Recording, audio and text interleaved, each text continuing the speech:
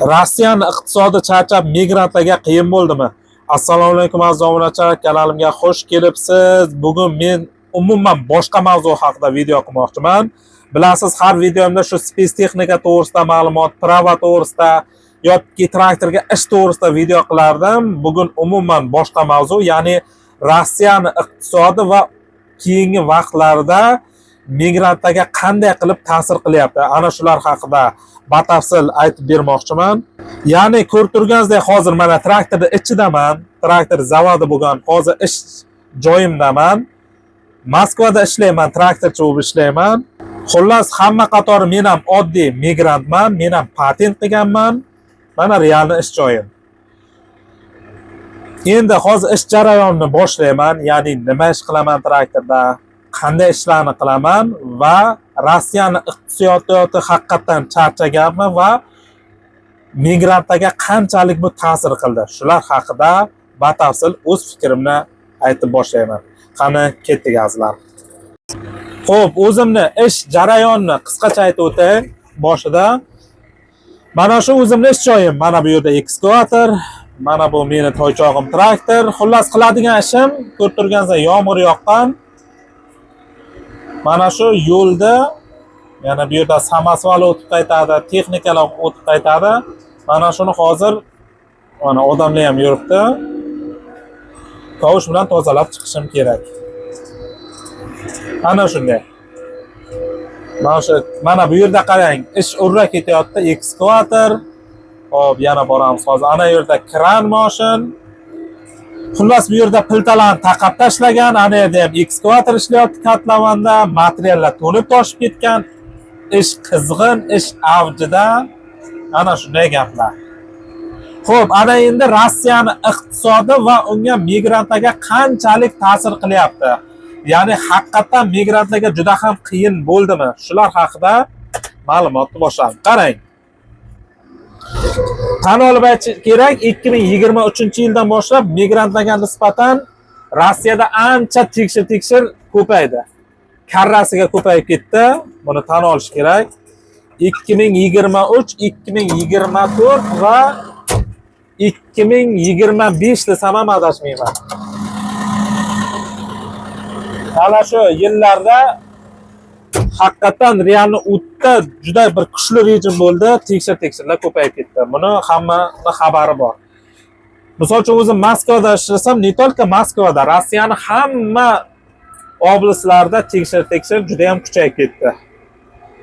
Shu sababdan dokument ko'p migrantlar deport bo'lib ketdi, kimdir shtraf to'ladi, kimdir reyestrga tushib qoldi, kimlardir omon olib ketib space priyomga tushib qoldi. Xullas, etakdali. Endi qarang, Rossiyani iqtisodi haqida.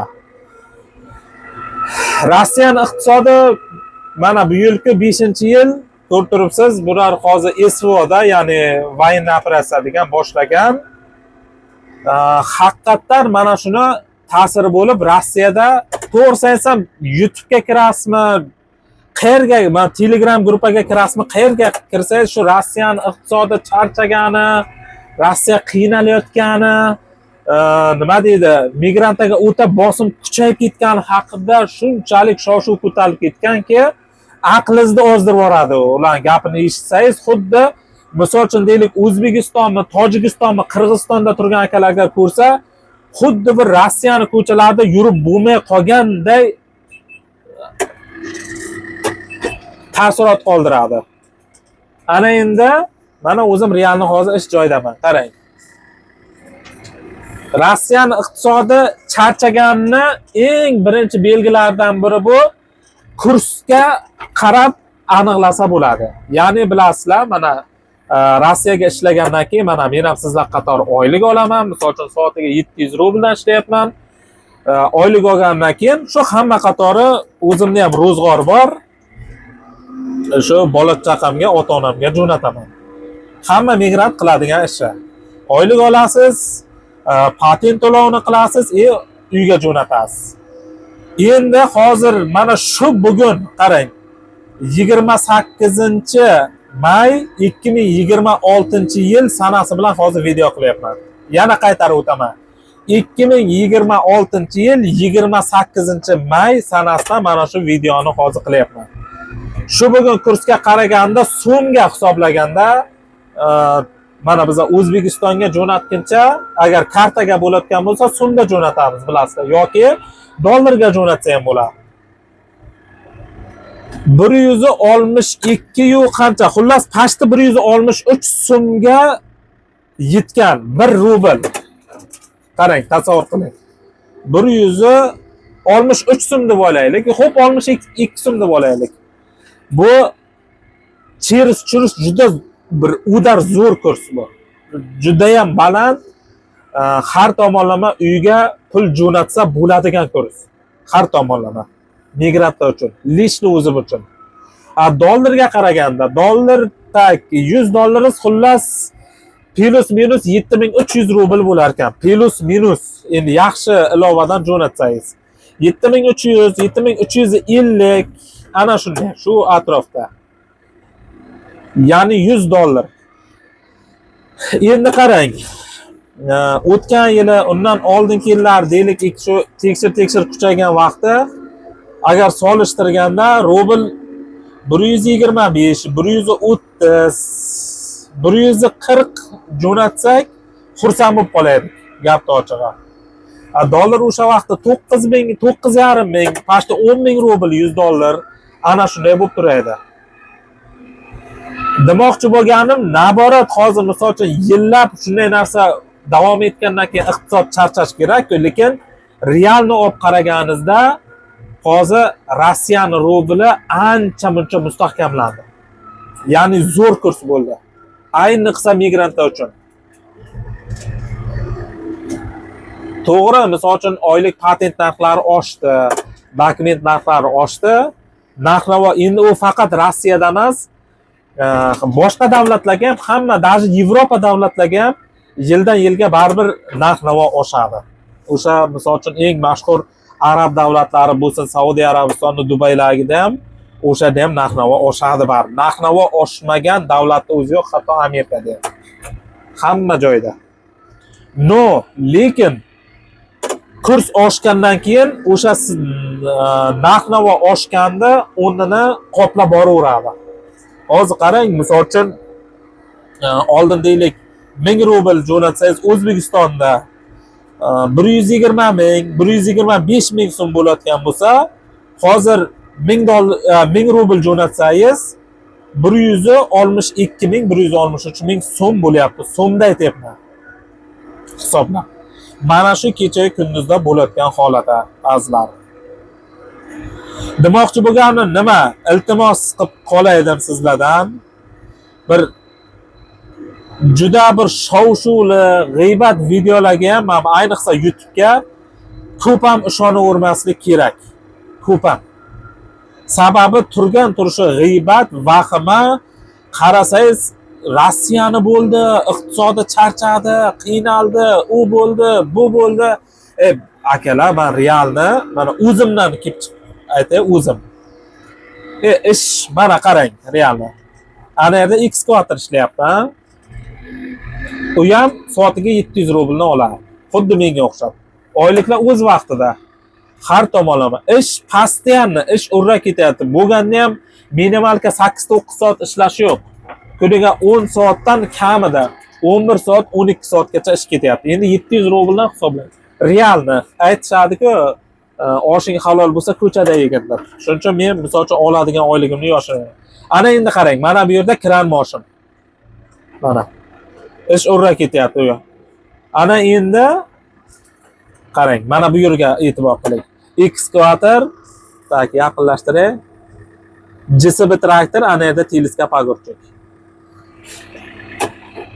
Xo'p, yana boramiz hozir. Ya'ni sanang nechta texnika. Hozir katlavanga ana yerga ikkita ekskavator, mana bu yerda kran moshin, mana bu yon moshimizda ekskavator, o tomonda JSB traktor, teleskop og'irchik turibdi. Yana mana to'g'rimizda ekskavator bilan manipulyatorga duch kelamiz. Bu mana shu yerdagi texnikalarni aytyapman. Mana shu o'rtadagi ishlaydigan texnika. Narka obyektda endi bilmayman, yerga bir 30 ta texnika ishlayaptimi? Texnika, mana shu texnikani hammasi o'z vaqtida oyliklarini olib kelyapti. Ish tinimsiz, mana qarang. Ekskavator, mana bu yerda esa manipulyator. Mana ko'rdingiz-a? Mana prorablar, oqkaskalar, xullas, elektriklar, razrabotchilar, mana biz traktorchilar. Xullas, mana hozir o'sha nima dey, hamma vahima qilayotgan Rossiyani iqtisodi charchadi, migrantlar qiynalib ketdi deydigan holatni mana realni ish joyimda, o'zimni ish jarayonimda video qilyapman. Mana qarang, men gazelda material kelgan, o'zim bo'lsa yo'llarni mana shunday qilib yomg'ir yoqqani uchun loyladan tozalab chiqyapman.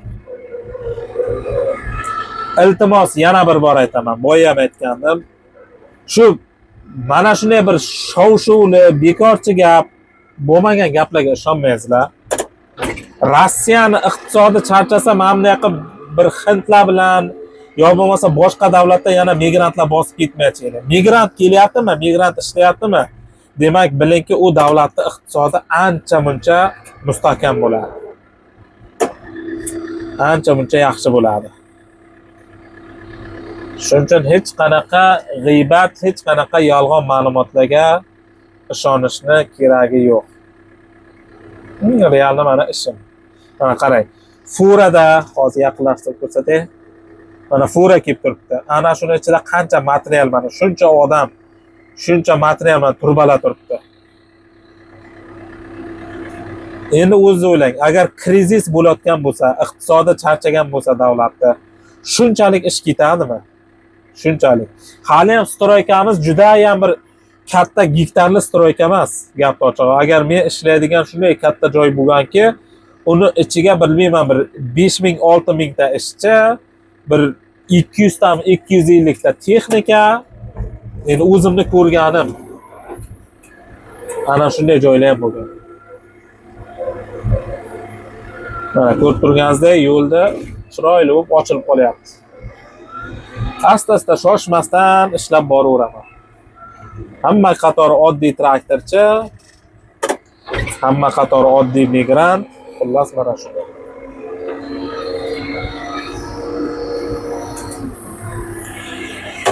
Shuni navbatda aytay, hozir mana shu kecha kunduzda kurs ancha yaxshilangan. Bir O'zbekistonda agar jo'natmoqsangiz, endi Tojikiston, Qirg'izistonlarni bilmayman, to'g'risi, u daraja gapni ochib farqiga bormayman kursda, lekin no O'zbekistonda yaxshigina kurs.